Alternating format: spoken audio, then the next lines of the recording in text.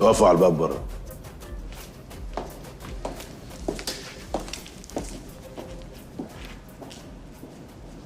أنا بقالي 25 سنة في السوق، محدش اتجرأ وفكر إن ينصب عليا في جنيه. أنت نصبت عليا في 4.5 مليون دولار مرتين في يومين ورا بعض. عارف يا غسان لما تاخد 50 قفا على سهوة؟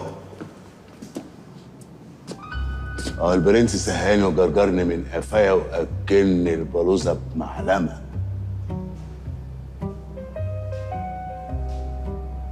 نفسي افعصك بسرعه،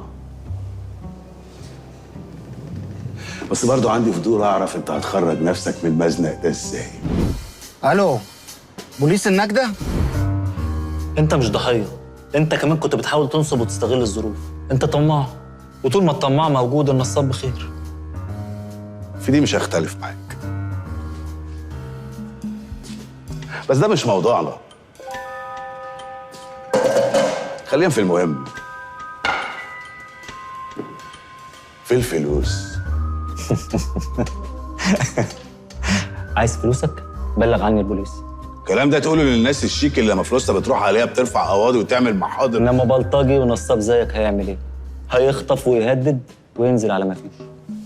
انا هوريك اللي ينزل على مفيش ده ممكن يعمل ايه. قبل ما تفكر تعمل اي حاجه لازم احط في دماغك اني عارف عنك بلاوي. تهجص بطنك فاضيه ولا تعرف حاجه. وشحنه العربيات اللي دخلت المعرض الاسبوع اللي فات.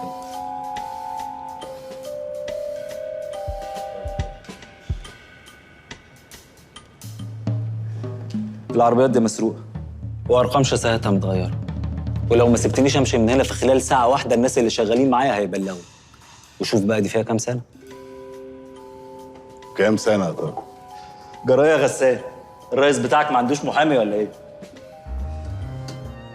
لو بتبيع بس وما شاركتش في السرقه فدي جريمه اسمها الاتجار في ممتلكات متحصله من جنايه او جنح، وحسب الماده 44 من قانون العقوبات دي فيها 3 سنين. اما بقى لو شاركت في السرقه فدي جريمه تانيه خالص، عقوبتها من اول 7 سنين وانت طالع. وانت طبعا شاركت وخططت. ولا تعرف تثبت حاجه؟ بس اعرف ابلغ عن منصور الحته وعلي عدنان، وبعد قلمين 2 بس هيقروا ويعترفوا ويقولوا انك كنت باعتهم يقشطوا جراج الجمرك. ومش بعيد كمان يقولوا على الرشوه اللي انت دفعتها لموظف الجمارك، ودي جريمه تانيه خالص فيها 3 سنين سجن برضه. يعني لو القاضي كان رحيم معاك هيديك عقوبه مجمعه حوالي 10 سنين سجن. اما بقى لو حط في اعتباره تاريخك الاجرامي المشرف، وهو اكيد هيعمل كده، فدي فيها 15 يعني. ده غير ان المعرض هيتقفل والعربيات هتتصادر. شفت البرنس؟ شفت الكفاءة والمعلومات اللي قدر يوصل لها؟ انت كنز. خسارة انك هتتعجن في القطعية بتاعت النهاردة ومحدش يستفيد من خبرتك. معلش، هو انت قلت لي لو ما خرجتكش كمان ساعة ايه اللي هيحصل؟ الناس اللي شغالين معايا هيبلغوا، وساعتها بقى ما سألتش نفسك انا عرفت اوصل لك ازاي؟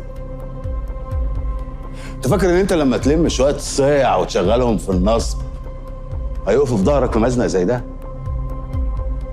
نصاب استغل اقرب فرصه ويبيع ويجري. بعدين على حسب ما سمعت يعني انت كنت مقرطها عليهم ما بتدفعش، فاول ما طلعت الاخضر عينهم زغللت. هو انت وصلت لي ازاي؟ بركه في المرحومه دلال. كنت بقول لها يا دودو. خرجت من الاسم مش شايف قدامي، كنت عايز افش مني في اي حاجه. رجعت الفيلا وكنت ناوي اسويها بالارض. تحت الرسمه لقيت رسمه تانية قديمه والفنانه ماضيه عليها واسمها منور اللوحه، ولان الفنانه متسجله في نقابه التشكيليين بنفس الاسم وما كانش صعب عليا ابدا ان اجيبها تاني يوم. مساء الخير فنانتنا. معلش، هي سكة النصب ما بتخلاش من خوازيق. نرجع لمرجوعنا. هتقول الفلوس فين، بالسوق ولا باشر؟ افتحي الكتاب. تديني درس ولا ايه؟ حاجة زي كده. ايش؟ الفصل الأول. وضع الخطط. هو ده. ماشي يا بتاع الخطط. اول جمله بتقول ايه؟ إن فن الحرب ذو أهمية حيوية للدولة. لا، عدي الجزء اللي فيه المقدمه والعناصر الخمسه وهاتي لي النقطه 18 صفحه 4. الحرب كلها قائمة على الخداع، لذلك اذا كنت قويا فلتظهر الضعف، وإذا كنت نشيطاً فلتظهر الخمول، واذا كنت قريبا فلتظهر البعد. وإذا كنت بعيداً فلتظهر القرب. أنت عايز تقول إيه؟ احنا عارفين كل حاجه عن جسر رضوان، كل حاجه، وعارفين كمان هنجيب فلوسنا ازاي. كل اللي احنا محتاجينه بس اننا نزق زقه بسيطه كمان عشان نرجع حقنا ونخلص عليه. فهتخليه يفتكر إنه انتصر؟ انما في الحقيقه بقى هو قريب جدا من الحفره اللي هنتفن فيها. ايه ده؟ جاسر باشا، في ظابط عايز حضرتك بره. ما تهزرش، اوعى يكون نفس الظابط. خليه يدخل يا ابني. يدخل هنا يا ريس؟ خليه يدخل. طب جدد.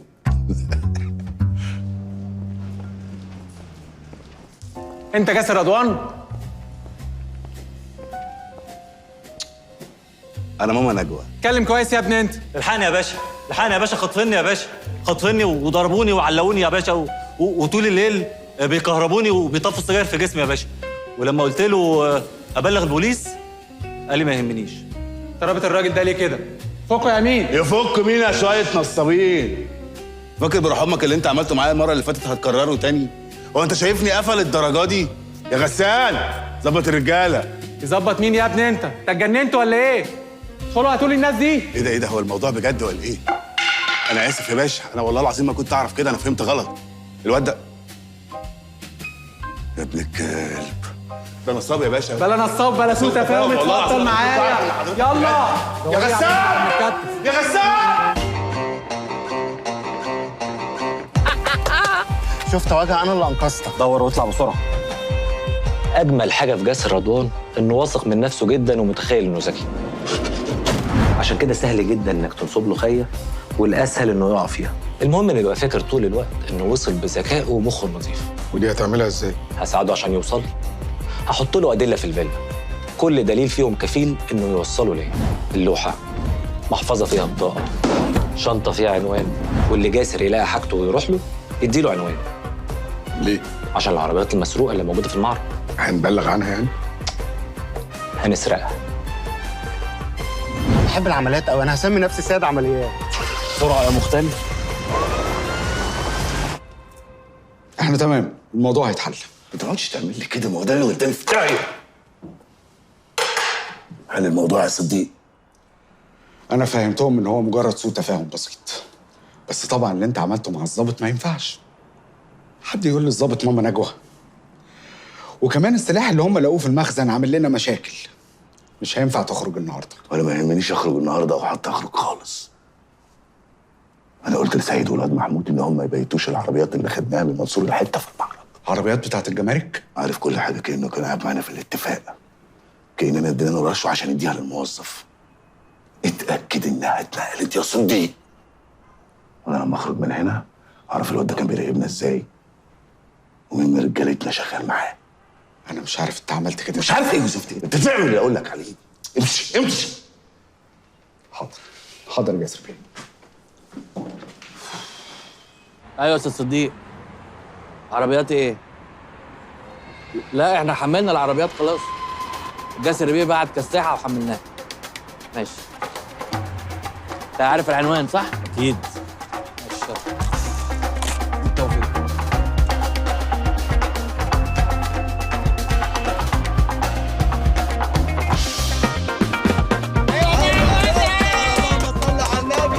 جميل جدا.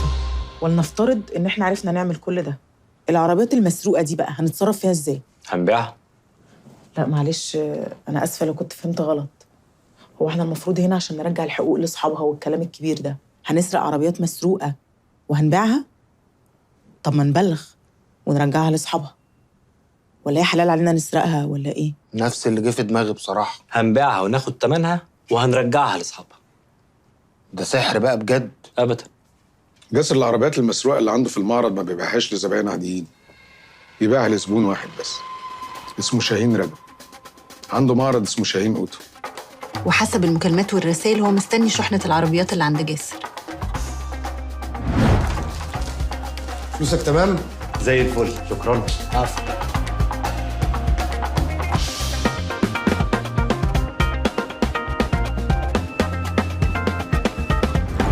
الو بوليس النجده؟ كله يثبت مكانه. هنزل كل الورق الموجود وكل العربيات اللي بره. يلا اتحرك.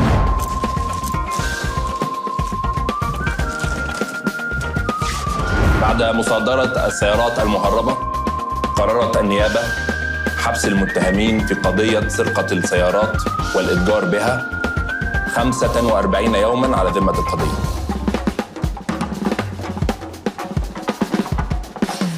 الأول. لسه ايه؟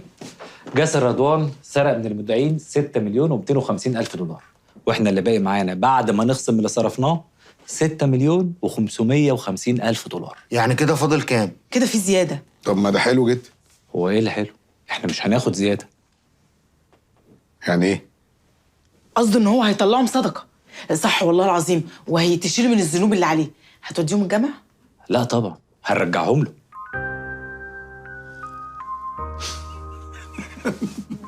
انت اكيد بتهزر صح؟ وهزر ليه؟ احنا مش حراميه، احنا بنرجع حقنا والباقي ملناش فيه. لا هو حرامي، اكيد الفلوس دي جايبها من نصب، من تهريب، من اي بلوه من بلاويه. مش موضوعنا بقى، دي حاجه بينه وبين ربنا. أنا حرام، اديهم لي، ولا أقول لك وزع علينا الزيادة وإحنا نشيل وزرها. مش هعمل كده. هو انت عايز ايه بالظبط؟ انت فعلا هترجع له الفلوس؟ ايوه. والله العظيم يا مستر انت محترم. انا اول مره في حياتي اقابل حد بالاحترام ده يا جدعان. ايه ده؟ جرايه يا جماعة، الوجه عنده حق. احنا مش عصابة حرامية بننزل نهلب الناس في فلوسها. احنا بنرجع الحق اللي ضاع. لا والنبي. بقول لك يا وجهة، اديهم لي وانا اوعدك ان انا ارجعهم لجاسر بنفسي. اقسم لك. بجد يا فنان انا مش مصدق ان انا دي بشوفك. عشان طب بترغي ليه؟ في رعاية الله.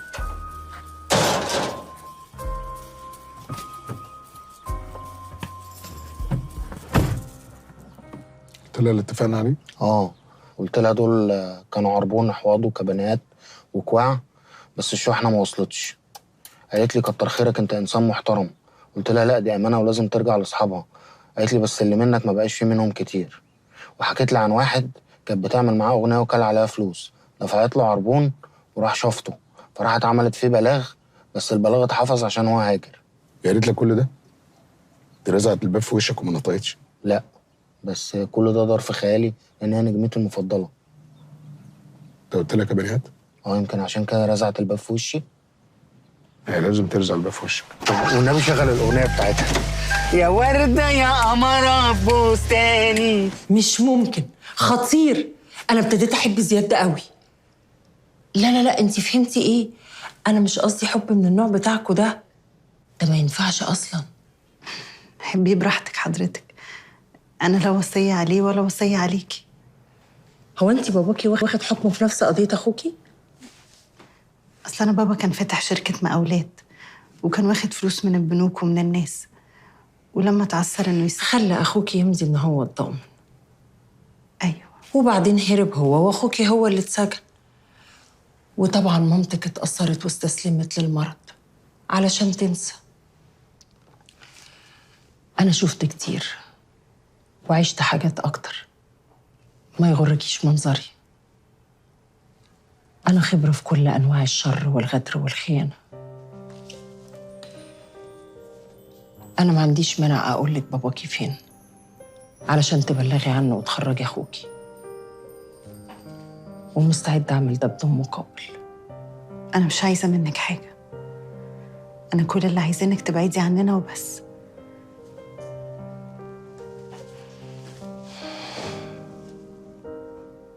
ببقى مبسوط جدا على فكره لما تيجي تزوريني. وانا هبقى مبسوطه لما اشوفك بره السجن. طب خلاص انا ابتديت اتعود. بتقول كده عشان تصبرني؟ اصبر نفسي وحياتك كمان. حد بيضايقك؟ لا ما بنقولش الكلام ده هنا خالص. هما هيضايقوني فعلا لو سمعوكي بتقولي الكلام ده، بس انا هعتبرك بقى اختي الكبيره وخايفه عليا وكده. والله انا بعمل كل اللي اقدر عليه عشان الايام تعدي. عارف، وانا كمان بعمل زيك بالظبط. ان شاء الله كل ده هيعدي. ان شاء الله. احكي لي احكي لي ماما عامله ايه؟ مش عايزة أشيلك الهم. نسياني؟ لا فاكراك، بس مش فاكرة إنك هنا. طب كويس الحمد لله. احكي لي عملتي ايه انت وزياد؟ دينا بنحاول. انا طبعا نفسي اعرف كل حاجه بتحصل، بس مش هينفع دلوقتي ولا هنا. بس عايز اسالك على حاجه، انت بتشوفي صابرين؟ أنا جبت لك كل الأكل اللي أنت طلبته مني المرة اللي فاتت، لو في أي حاجة لقيتها ناقصة قولي وأنا أجيبها لك المرة الجاية. ما تغيريش الموضوع يا مي، هي اتخطبت. فكر في نفسك وبس، وانسى اللي بره دول خالص. عندك حق، كنت حاسس، مش عارف انا كنت متعشم بايه بصراحه. هي بقالها كتير ما بتزورنيش، وانت كل ما افتح معاكي الموضوع تغيريه بالشكل ده.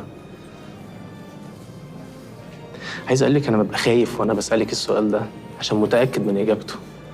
معلش، بكرة لما تخرج ربنا يعوضك إن شاء الله. ان شاء الله. نسيت احكي لك، شغلوني في مطبخ السجن. بجد؟ اخيرا بقيت اعمل الحاجه اللي بحبها. ما انت عارفه كان نفسي ابقى شيف. في ايه مالك؟ لو جات لك فرصة إنك تخرج من هنا بس بشرط إننا نبلغ عن بابا، هتعمل إيه؟ بس احنا ما نعرفش مكانه. بس أنا عرفت. فين؟ هتعمل إيه؟ فين يا مي؟ ما اعرفش طبعا هعمل ايه. انت شايفه ايه؟ أنا شايفة إنك مظلوم. لسه كنت قاعد مع المحامي وقال لي ان الاستئناف قرب واحتمال كبير. مستحيل هنعرف نخرجك من هنا من غير ما نرجع الفلوس اللي بابا ضيعها.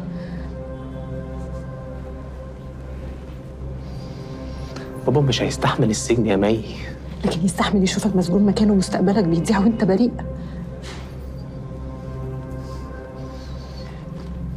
هتعمل ايه؟ كتاب فن الحرب بيقسم الجواسيس ل5 أنواع، أهمهم وأخطرهم الجاسوس المزدوج اللي بيشتغل على الناحيتين، بيستفيد منهم وبيقول لهم اللي هو عايزه، ومحدش غيره هو بس اللي بيبقى عارف بيقول لمين الحقيقة وبيكذب على مين. عايزة أعرف مكان بابا. وانا عايزه اعرف الدور على مين بعد كاس الرضوان. عشان تعملي ايه؟ ولا اي حاجه، خليهم يخلصوا على بعض طول ما هم بعيد عنه، وخليني انا اقعد اتفرج واتسلى. ها، الدور على مين؟ هاشم الفحام، زي ما قلت لكم سرق 18 مليون و750 ألف دولار، يعني 900 مليون جنيه. هاشم بالرغم من مظهره اللطيف أخطر بكتير من جاسر. هاشم كان العقل المدبر لعملية النصب الكبيرة بتاعت أرض المستقبل، بيشتغل في التطوير العقاري وعنده أراضي في كل حتة في مصر. إنما في الحقيقة بقى هو بيشتغل في الآثار. الله أكبر، إحنا كده دخلنا في الغميق. احنا مش قد الناس دي. إحنا مش قدهم إحنا أكبر منهم بكتير. واللي عملناه مع جاسر رضوان عينة صغيرة قوي من اللي ممكن نعمله مع هاشم الفحام. أنت إيه خطتك معاه؟ هاشم بيحب التحف واللوحات النادرة، بيعتبرهم استثمار. التحف اللي بتتباع في المزادات حتى لو مش قانونية هي أحسن وسيلة إنه يغسل بيها فلوس الآثار. بالظبط. وإحنا هندخل له من الحتتين، التحف وغسيل الأموال.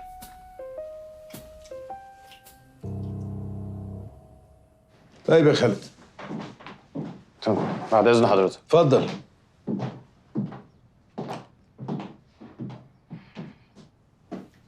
كنت عايزني في حاجه؟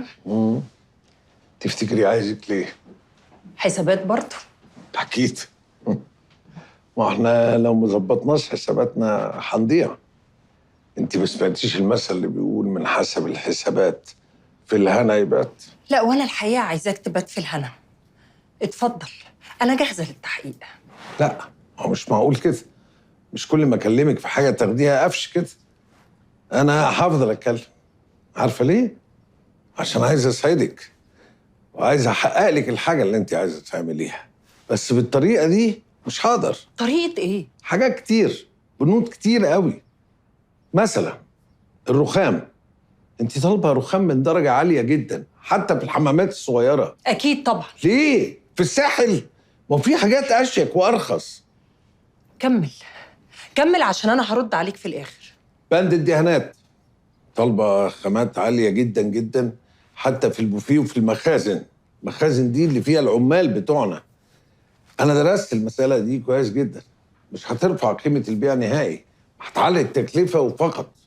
وبعد كده اللاندسكيب مثلا، انت طالبه شجر نادر جدا وغالي جدا جدا، ماشي. انا ما قلتش ما نجيبش شجر نادر، بس نحطه فين؟ نحطه في الحتت اللي باينه في الواجهات. الحتت التانيه نجيب فيها شجر ارخص. وايه كمان؟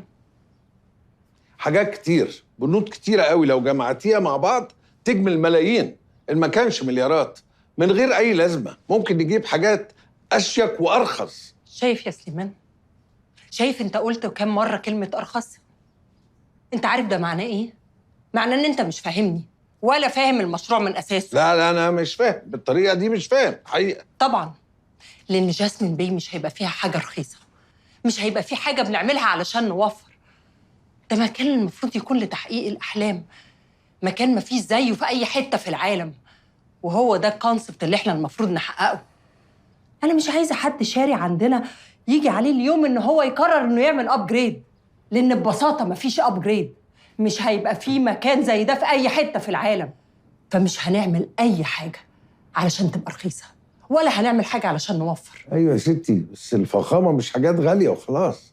الفخامه ان انا اقدم حاجه قيمه للي هيشتري، مش حاجات مليانه هدر وحاجات ملهاش لازمه. مفيش حاجة ملهاش لازمة، وبكرة لما هنبتدي نبيع هتشوف بنفسك إن الاستراتيجي دي محققة مبيعات لمين وعاملة إزاي.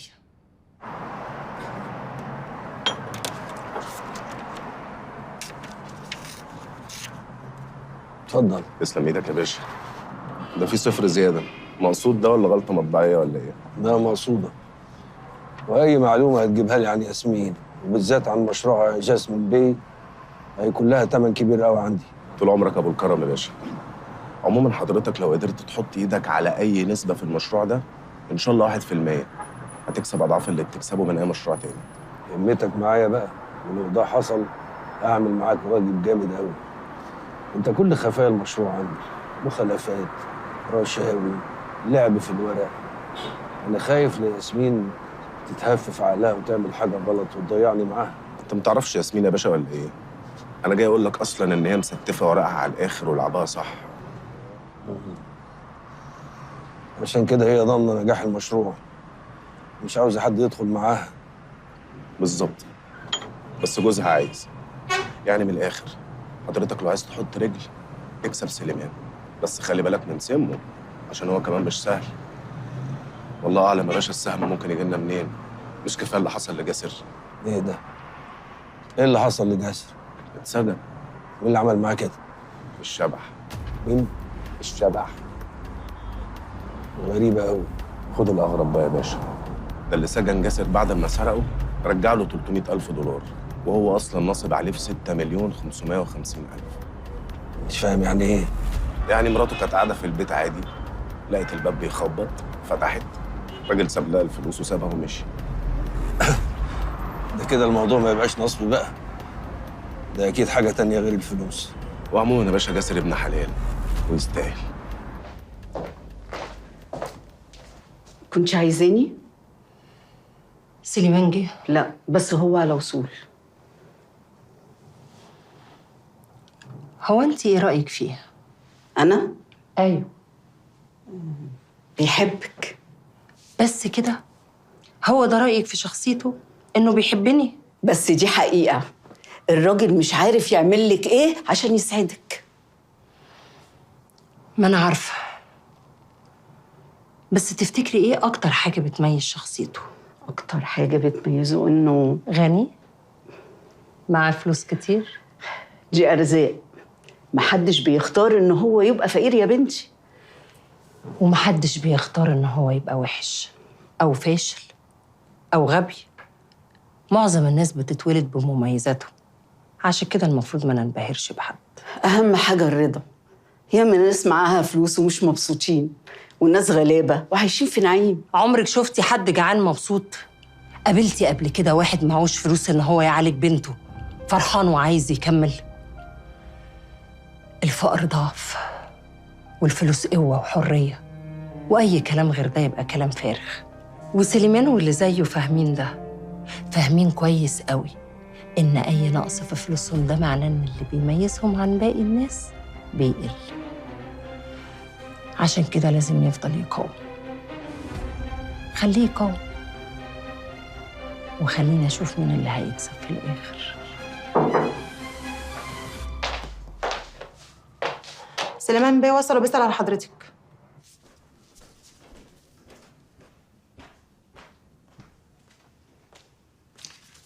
انا لسه كنت هطلع لك.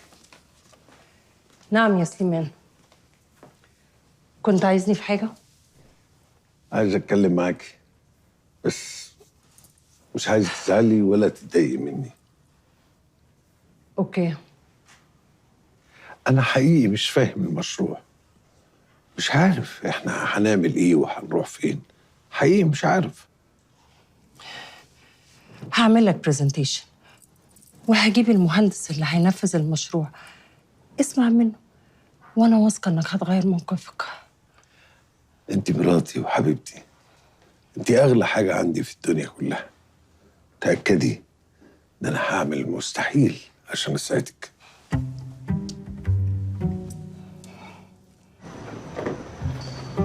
في ايه يا سعيد؟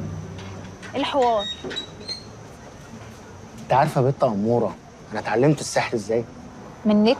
نت ايه وانا كان على ايامي في الكلام ده؟ انا من ايام التليفون ابو قرص.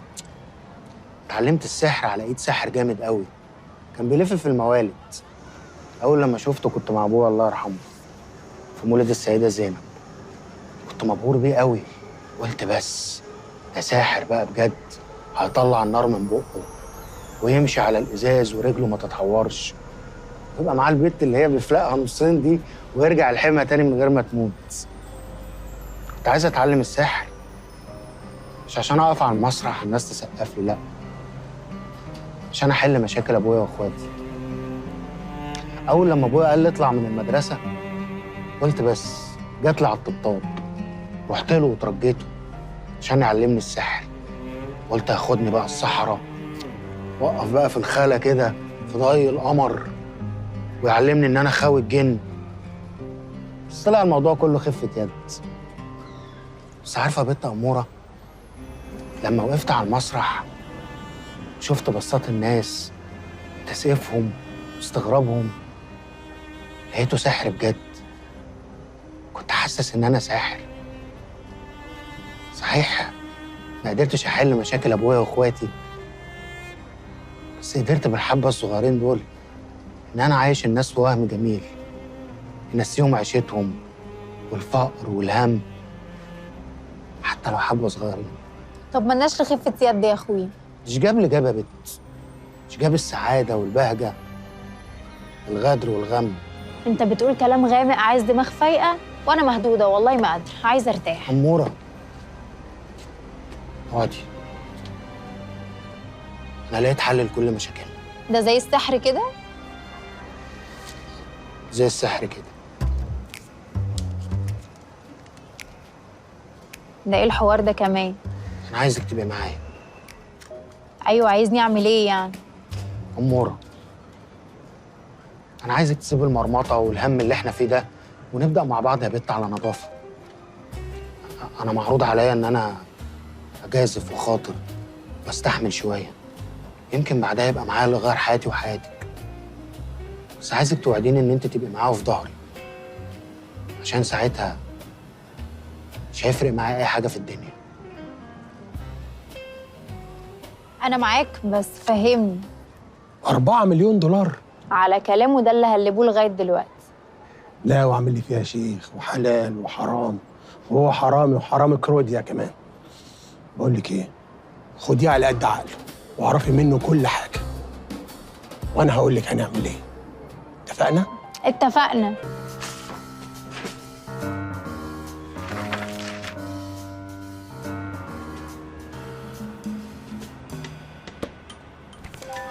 السيد صبري عبد السلام، بعد التحية نعتذر لسيادتكم على ما حدث لأموالكم التي قمتم بإيداعها في مشروع أرض المستقبل، ونؤكد لسيادتكم أن مجموعة التوفيق الاستثمارية والأستاذ المحترم توفيق إبراهيم ليس لهما أي علاقة بالمنحرفين والأفاقين الذين استولوا على أموالكم، وأن السيد رجل الأعمال توفيق إبراهيم لم يشترك بأي شكل في تبديد أموالكم وأموال أي من المودعين.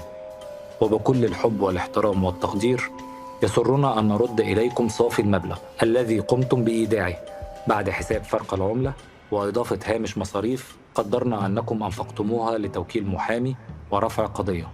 لذلك برجاء التنازل عن القضية بعد حصولكم على كافة مستحقاتكم، وتفضلوا بقبول فائق الاحترام والتقدير. نقطة في بحر. معلش، دي مجرد بداية، والناس كلها هتتنازل على القضايا وهتخرج من هنا قريب إن شاء الله. ياه، الأمل ده شيء خطير جدا. كنت مرتب نفسي إن أقضي بقى عمري هنا في السجن. مش هيحصل، وكل اللي ليه حاجة هياخدها، والناس كلها هتعرف الحقيقة، وهترجع ترفع راسك تاني وسط الكل. أنت متفائل قوي يا ابني. أنت عارف أنا لو منك أعمل إيه؟ أفكر في مشروع جديد. أمال إيه؟ أمال يعني هتخرج من هنا تقعد في البيت وعروسة جديدة كمان. بس المرة دي أنا اللي أختارها. خلي بالك من نفسك يا ابني. وأنت كمان خلي بالك من نفسك. الكونسبت بتاع المشروع بتاعنا ان هو معمول على اليفيشنز، فتقريبا كل العمارات شايفه البحر. نسبه الانشاءات هتبقى من 25% ل 30%. الباقي كله هيبقى خدمات، فنادق، مطاعم، سويمنج بولز، وهيبقى عندنا كريستال لاجونز طبعا. عرض الشاطئ عندي 100 متر في طول 500 متر.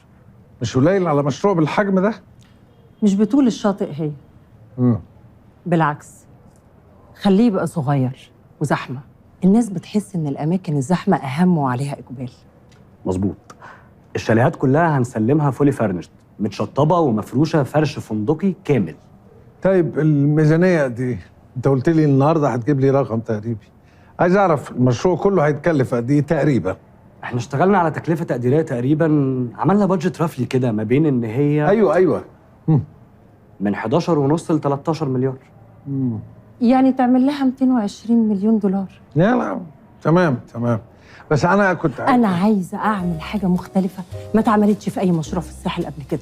مدام ياسمين، احنا اوريدي عندنا برايفت كلاب هاوس على اعلى مستوى، عندنا ميديكال اند ويلنس ريزورت، عندنا كريستال لاجونز، ومارينا يخوت كمان صغيره. مش كفايه. مش كفايه ايه؟ انت مش سامعه الميزانيه كام؟ مش مهم، انا عايزه فكره جديده، حاجه ما اتعملتش في الساحل قبل كده. ايه رايك حضرتك نعمل سكاي ووك كده وجلاس بريدج؟ هيبقى لعب عيال. طيب هقول لحضرتك على فكره كويسه قوي. ايه رايك لو نعمل اندر ووتر لاونج ويبقى فيه ريستورانت زي اللي في دبي؟ بالظبط. دي فكره كويسه. ايوه بس ميه الساحل غير الخليج خالص، ما فيهاش شعاب مرجانيه، اسماك ملونه يعني. هتفرجوا الناس على ايه بس؟ ننقل كور الريف من البحر الاحمر ونحطه عندنا. بالظبط. الفكره دي بدات تتنفذ في مشاريع كتير في كل دول العالم. بيجيبوا هياكل خرسانيه او يحطوا صخور بحريه، ومع الوقت الكورال بينمو عليها بشكل طبيعي. او نعمل ريف جاردن صناعي واولموست هيبان زي الطبيعي بالظبط، بس التكلفه هتبقى عاليه سنه.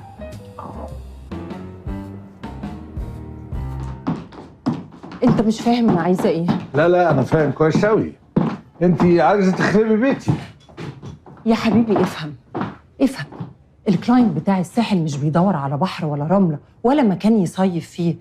اللي عايز ده يروح على راس البر. بتاع الساحل عايز يحس ان هو الاهم والاغنى، وانا عايزه اللي يشتري في المشروع بتاعي يحس ان هو اهم واحد في الساحل، وان مفيش وجه مقارنه ما بين المشروع بتاعي واي مشروع تاني في الساحل. خلاص كده انا فهمت. خلاص فهمت ايه؟ فهمت ان انت عايزه تخربي بيتي. بالعكس يا حبيبي، فكر فيها.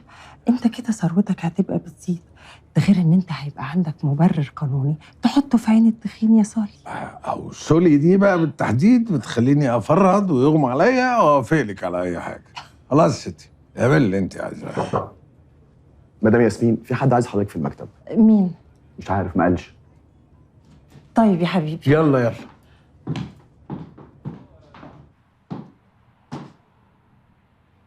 ايه المفاجأة دي؟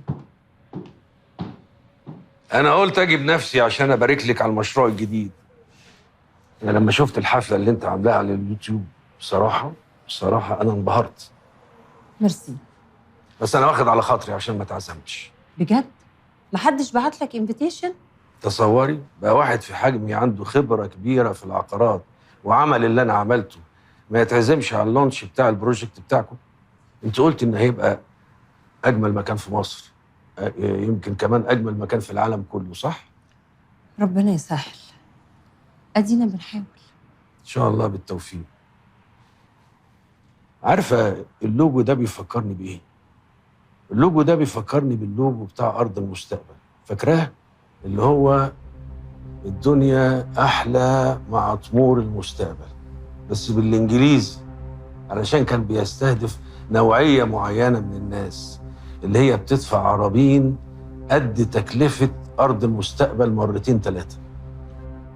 ده مشروع مختلف. انا ما قلتش حاجه، طبعا هو مشروع مختلف، ده مشروع كبير، ارض كبيره، تكلفه كتير، عايز وقت تنفيذ كبير. عشان كده يا ياسمين، علشان تنجحي وربنا يوفقك في المشروع ده لازم يبقى فيه تعاون بينا، واحنا قبل كده تعاوننا وطلعنا منها زي الشعره من العجين. قصدي يعني طلعنا منها كسبانين، عملنا شركات، عملنا لونشات، وخدنا دفعات تعاقد، الحياه كانت حلوه. ده مشروع حقيقي، وانا من حق استثمر زي ما انتوا عملتوا بالظبط. كل واحد فيكم راح فتح البيزنس بتاعه وشاف حياته. عايزين مني ايه؟ احنا شركاء يا ياسمين، في بينا شراكه. صحيح الشركه اللي كانت بينا من غير عقود ولا اوراق ولا الامور التقليديه دي، لكن في شراكه، والشراكه دي بقى يا تكمل يا تنفض بالاصول. شركه؟ شركه قايمه على الاسرار وعلى المستخبي وبرضه التعاون. انا عارف يا ياسمين انك ما عندكيش مشكله في التمويل، والبركه في سليمان بيه. انا عارف ان انت واقعه على كنز، الراجل ده مش هيعجز انه يسدد، ده بالعكس ده عايز يزيح من اللي عنده شويه علشان ما تبقاش العين عليه ونطلع كلنا كسبانين. بس انا مع خبرتي العقاريه والقانونيه هتلمي اكتر وهتعرفي ازاي تخرجي زي ما خرجتي قبل كده.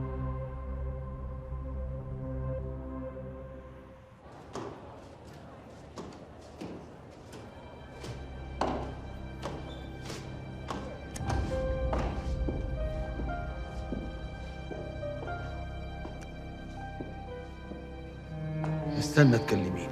اكيد.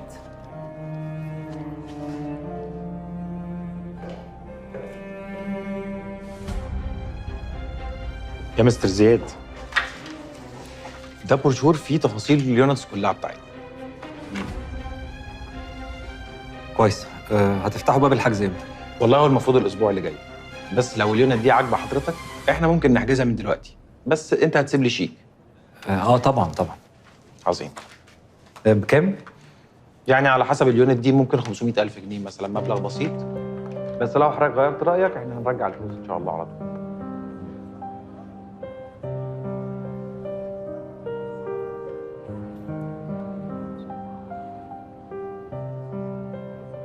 انا ما اقدرش اكدب عليكي، بس ما تقدرش تخليك معايا، ما اقدرش اعيش من غيرك. وعشان كده عايز تسافر وتسيبني؟ ما انا هبقى اجي اجازات، ولما اخلص خالص هنعيش مع بعض على طول. انت ما فكرتش حتى تقول لي تعالي معايا؟ يعني ما فكرتش تعزم عليا ولو حتى عزومه مراكبيه؟ طيب تعالي معايا. لا والله، انت مش حاططني في حساباتك تماما. انا على قد الوقت اللي انت بتقضيه هنا وخلاص. انت لو كنت بتفكر فينا بجد كنت فكرت ان احنا نرتبط رسمي قبل ما تسافر. بس عامه انا مش هضغط عليك. مريم بصراحه انا ما كنتش عامل حسابي اتكلم في حاجه زي كده دلوقتي. امال عامل حسابك تتكلم امتى؟ زياد الوقت عمال بيعدي، ولو انت فضلت واقف مكانك كل حاجه انت عايزها هتضيع منك.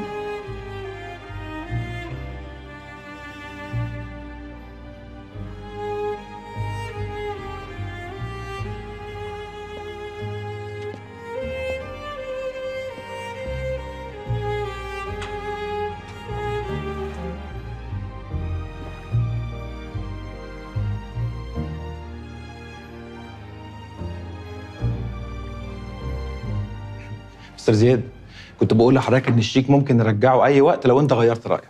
لا مش هغير رايي، كله هيرجع ان شاء الله. اتعلمت حاجه مهمه جدا لما قريت عن الدراما زمان. علشان تبني شخصيه وتحبكها صح لازم تسال نفسك سؤالين اتنين. تعرف تكمل يا شادي؟ لو ما كملش دي تبقى مصيبه. مش انت ممثل برضه ولا ايه؟ ممثل بس مش مؤلف. وعلى فكره اعرف اكمل. بصوا يا جماعه، عشان تبني اي شخصيه في الدنيا انت محتاج تسال نفسك سؤالين. اول سؤال، الشخصيه دي عايزه ايه؟ تاني سؤال، الشخصيه دي عايزه توصل لايه؟ فاحنا نعمل ايه؟ ايه؟ لو عرفنا اجابه السؤالين دول هنقدر نحدد افعال وردود افعال الشخصيه بشكل كبير. يبقى السؤال الاول دلوقتي هو هاشم عايز يوصل لايه؟ انا نسيت كمان اقول لكم ان انا واخد كورسات في علم الفلك. يعني ممكن من برج هاشم ده نقدر نوصل لنقطه ضعفه، يعني بيحب ايه؟ بيكره ايه؟ والله؟ طب على كده بقى انت برج ايه؟ برج اللؤلؤه. ايه الهبل اللي انت بتقوله؟ في فرق كبير قوي ما بين علم الفلك وعلم الابراج. علم الابراج ده عباره عن شويه دجل وشعوذه، واي غبي ممكن يقول لك الكلام ده. ما تتكلم انت ساكت. لا انا ما بقولش اي كلام. لا بتقول اي كلام. انا دارس وعارف انا بقول لك ايه بالظبط. بقول لك بتقول اي كلام. لا مش بقول اي كلام. انا دارس. ممكن بناء على المعلومات الكتير اللي جمعناها عن هاشم الفحام، فهو مهتم بحاجات كتير جدا. انما التحف والاثار شاغلين معظم وقته، والبيزنس بيجي رقم 2. ومعظم الناس المهتمين بالمجال ده بيبقى عندهم هوس الاقتناء، بيبقوا عاملين زي المدمنين بالظبط. ما ينفعش حد فيهم يبقى عينه على حاجه ومعجب بيها ويسيبها تروح منه. ممكن يعمل اي حاجه في الدنيا بس عشان يقتنع. اتفضل. مساء الخير مع الباشا. هاشم الفحام، سليمان النشار، جوزي. طبعا يا فندم، طبعا غني عن التعريف. اتفضل. شكرا.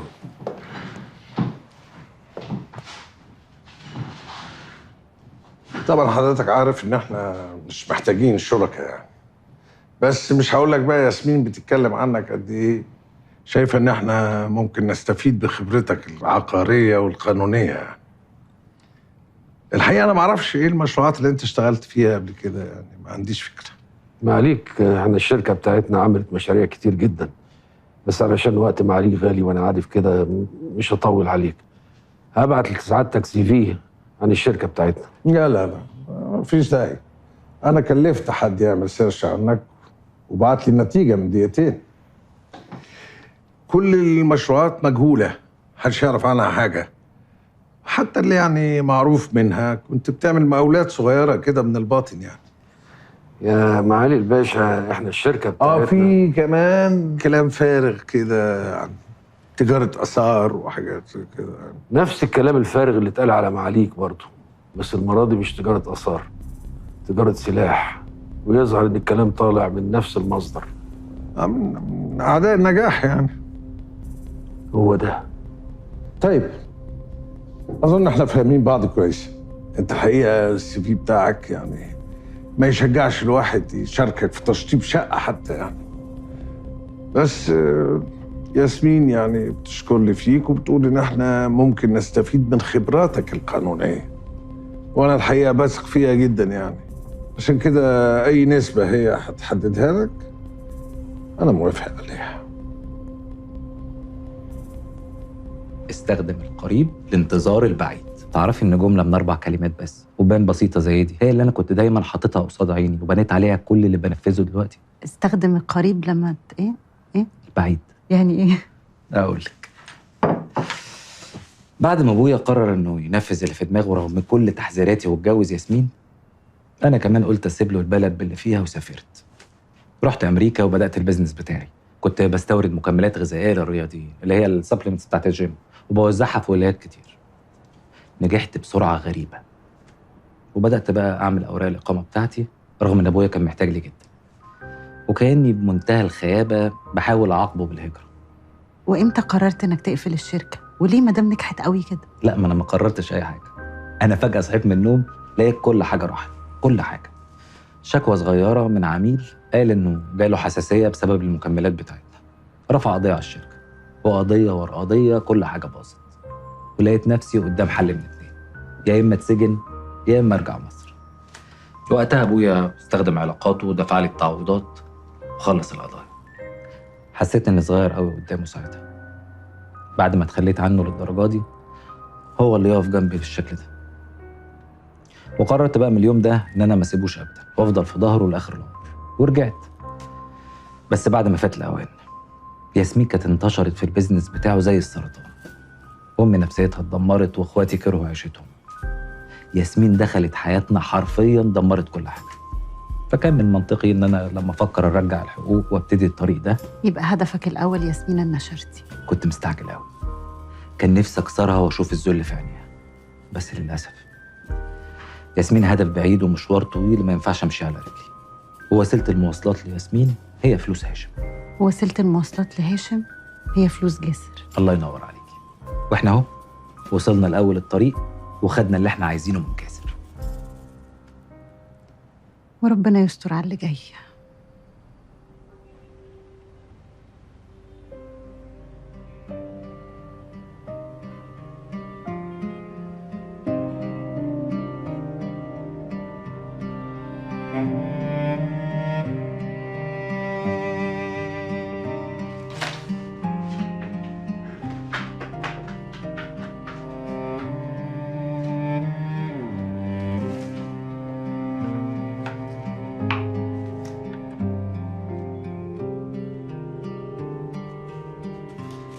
ماما أنا رايحة مشوار وراجعة على طول. تيجي امتى يا مي؟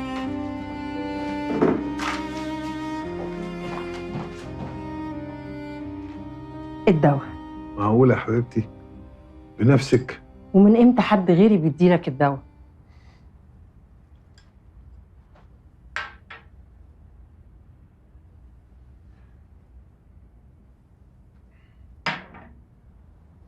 زهقت من الأدوية. قولي لي بقى، في رأيك كده يعني ممكن أخف؟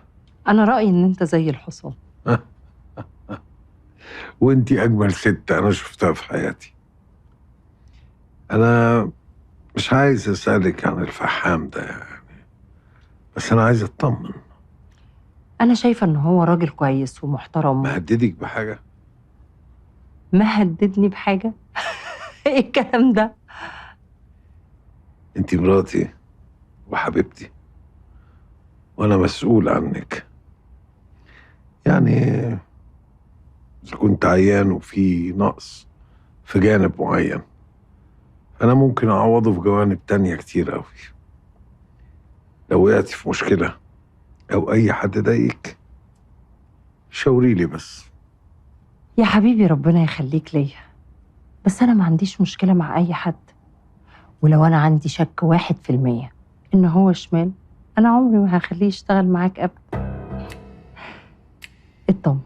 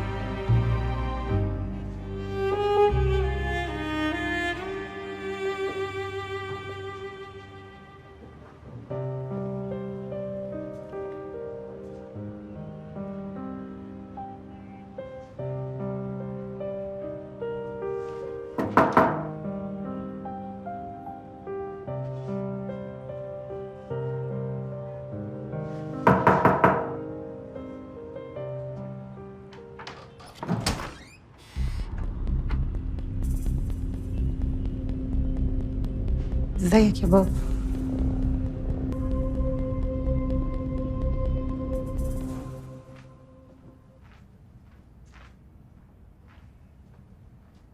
اتفضلي يا حبيبتي. تسلم ايديك يا دادا. اقعدي. ايه رايك في الشغاله الجديده؟ كويس، بس ما كانش له لزوم والله. هتساعدك. ما انا عارفه اقول ايه. بتجيبي شغاله ليش شغاله؟ انت مش شغاله، انت الداده بتاعتي. ربنا يكرمك. غريب قوي اللي انا عايشاه الفتره دي. ايه اللي غريب فيه؟ انت عايشه بسم الله ما شاء الله، ملايين بيحسدوكي عليها، والحمد لله مفيش اي حاجه ناقصاكي. من بره بس. لكن لو غلطت غلطه واحده، لو جاوبت اجابه غلط على سؤال يبان عادي وبريء، اقع. انا ماشيه على حبل زي الشعره، خطوه واحده غلط اموت. بعد الشر عليكي، انت ليه بتقولي كده؟ ده انت جوزك غني وانت جميله وناجحه والناس كلها بتحبك. بجد؟ ومش هيحبوكي ليه بقى؟ ده انت قلبك طيب ومليان خير. وايه كمان؟ حنينه وبنت اصول، جوهره كده ما فيش زيها. عارفه، كان نفسي تبقي بنتي. ما نفسكيش تبقي ام؟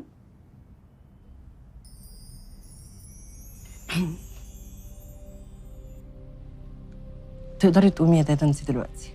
حاضر. طيب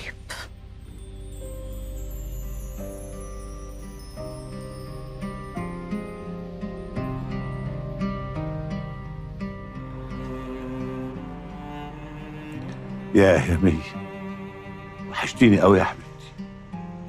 انا كنت خايف ان انا اموت قبل ما اشوفك. ازيك، عامله ايه؟ ماما كويسه؟ حالتها زي ما هي ولا بتسوق؟ واخوك عامل ايه عامل ايه في السجن؟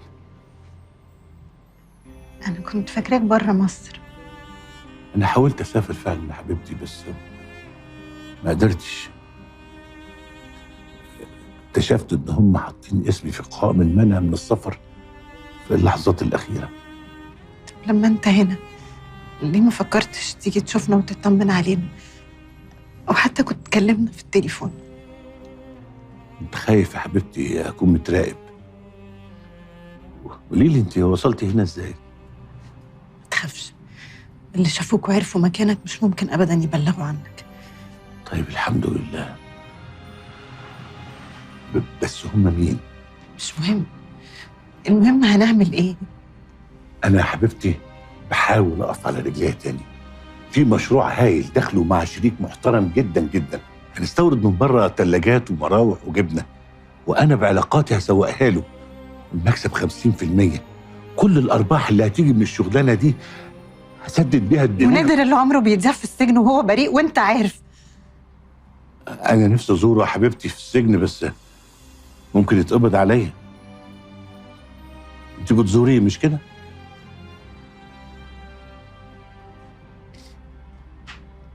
ايوه بزوره. هو كويس؟ عمره ما هيبقى كويس وهو مسجون. كفايه عمره اللي ضاع ومستقبله اللي بيضيع. يرضي مين الظلم ده؟ ما يرضيش حد يا حبيبتي، ما يرضيش حد. انا ابوه ما يرضينيش ابدا ان هو يبقى في السجن مكاني. انا مش هسيبه. بجد؟ هتعمل ايه؟ ما انا قلت لك يا حبيبتي، انا داخل في مشروع تجاري مع راجل غني جدا جدا جدا. اول ما الارباح تبتدي تيجي. لحد امتى هتفضل سايبه كده؟ ازاي اب يهون عليه يرمي ابنه في السجن بداله وهو اللي يهرب ويستخبى؟ انت جاي بعد المده دي كلها عشان تقولي لي الكلام الفارغ ده في وشي؟ وانا عملت كل اللي عملته ده عشان مين؟ مش عشان خاطركم؟ عشان اصرف عليكم كويس واعمل لكم مستقبلكم؟ وكانت ايه النتيجه؟ كانت ايه النتيجه؟ انا داخل في مشروع جديد زي ما بقول لك. انت لازم تسلم نفسك وتخرج نادر. انا كان ممكن ابلغ عنك البوليس، بس انا ما رضيتش اعمل كده. قلت يمكن لما نتكلم تتاثر وتحس، بس الظاهر مفيش فايده. حبيبتي انا لو اتسجنت المشكله دي مش هتتحل ابدا. وطول ما انت بره ونادر جوه المشكله هتزيد اكتر. انت ما بتحبنيش. لو عايزني ارجع احبك خرج نادر اللي ملوش ذنب، وانا مش هسيبك. اوعدك ان انا هخرجك في اقرب وقت. بص، انا معايا شيك ب1,000,000 جنيه. انا بشتغل مع حد هيديني فلوس كتير قوي. هحل لك كل مشاكلك، بس خرج نادر. اسمعي يا حبيبتي، الفلوس دي ناخدها نحطها في حصتي في المشروع اللي قلت لك عليه. المكسب يزيد وانت تكسبي معايا، وبعدين نبقى نطلع نادر من السجن ونبقى نعمل كل الحاجات التانية اللي احنا عايزينها. بحس ناحيتك بان انت سبته كل ده مرمي في السجن بدالك. انا بقيت متاكده ان احنا ما نفرقش معاك، بس انا اخويا لازم يحس ان ليه اب وانه خايف عليه وانه رجع عشان يصلح غلطته، يا اما انا بقى اللي مش هسكت. خلاص يا مي، خلاص انا هسلم نفسي. كنت عايز احل المشكله بس واضح ان مفيش فايده. خلاص ما دام انت عايزه كده، بس عايز اقول لك ان انا من ساعه ما سبتكم ما استريحتش ابدا. انا كل يوم بفكر اموت نفسي، ما بيجيليش نوم من كتر القلق والخوف عليكم ومن عذاب الضمير. بس اكيد عيشه السجن هتبقى اهون من العيشه هنا. على الاقل هشوفكم بتشوفوني، تبقى تزوروني، مش كده؟ ما تخافش، انا مش هسيبك. انا هعمل كل اللي اقدر عليه عشان اخرجك بسرعه. انا اعرف محامي كويس قوي، ممكن نروح له دلوقتي ونتكلم معاه واكيد هيلاقي لنا حل. خلاص يا حبيبتي، نعمل كده. انا هدخل احضر هدومي واحضر البطاقه بتاعتي وانت اتصلي بالمحامي. انا مش هتاخر عليكي دقايق بس. سامحيني، انت عندك حق. انا انشغلت في فكره الهروب ونسيت ان انت واخوكي اهم حاجه عندي في الدنيا.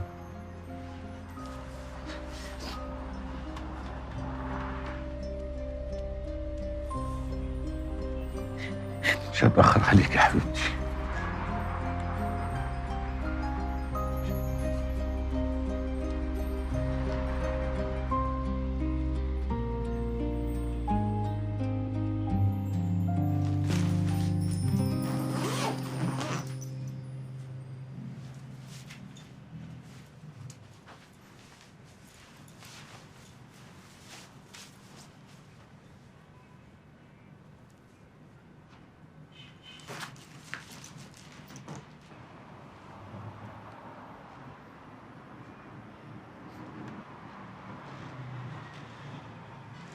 الو، ازي حضرتك يا استاذ؟ انا مي. الحمد لله. بابا كلمني وعايز يسلم نفسه، قال لي لازم نخرج نادر، بس مش عارفين ايه الاجراءات اللي لازم تتعمل عشان نخرجه. ايوه، هو هيعترف بكل حاجه. طيب انا هجيبه ونجيلك دلوقتي. مع السلامه.